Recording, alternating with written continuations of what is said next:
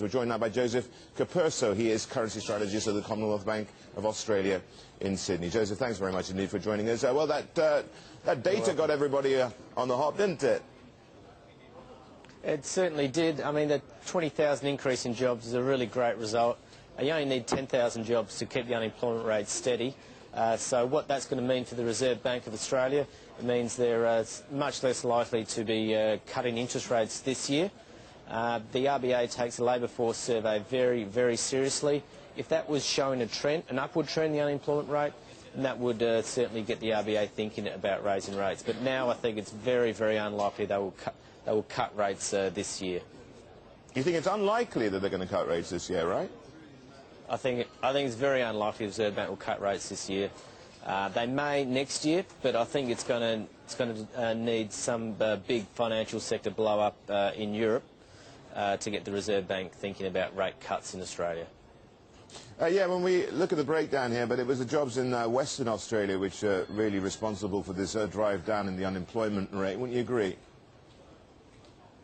Yeah, look, that part of the country is certainly doing very, very well because of the mining boom. But overall, unemployment rates in most of the states are still fairly low in the historical context. Wages growth is responding to that low unemployment rate. So there is still that concern about inflation pressures might get out of hand if the unemployment rate were just to stay where it is. Joseph, when we look at the Aussie dollar's reaction, I mean, we saw it go straight up through the parity level and it's above parity as we speak. Now, there was a lot of resistance at that level. Does that resistance now become support in the weeks ahead? Look, I think in the near term, over the next few days, Aussie is probably going to get up to about 102.75.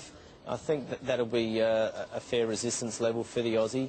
The next really important event for the Aussie, though, is the EU Leaders Summit, October 23.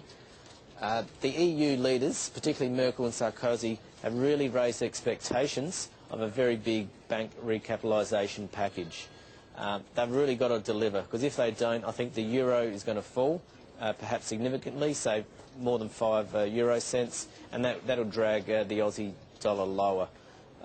Other than that, I think in terms of the economic fundamentals, no RBA rate cuts is still our call, and that means that Aussie can continue to grind higher, particularly into the new year, towards around 105 or a bit higher, so long as you do not get a big financial sector blow up in Europe.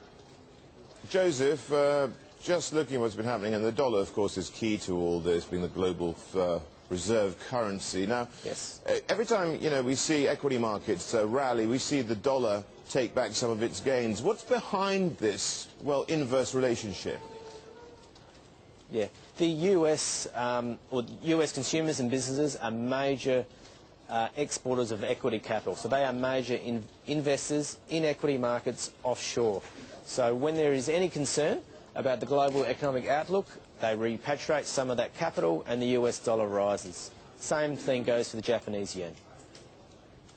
Okay, what do you make of the Senate's move yesterday on, well, pointing the finger at China? What does it mean for the yuan? I don't think it means a great deal, to be honest. I don't think the President is going to allow, is going to sign that bill. So I think we're just back to normal currency watching and data watching. We think, we've been saying this for a number of years now, we think dollar yuan is going to keep edging lower at about 4, 5, 6% per year. By the end of this year, we expect dollar yuan to be closer to about 6.28. Joseph, thank you very much indeed for that. Joseph Capurso there from the Commonwealth Bank of Australia.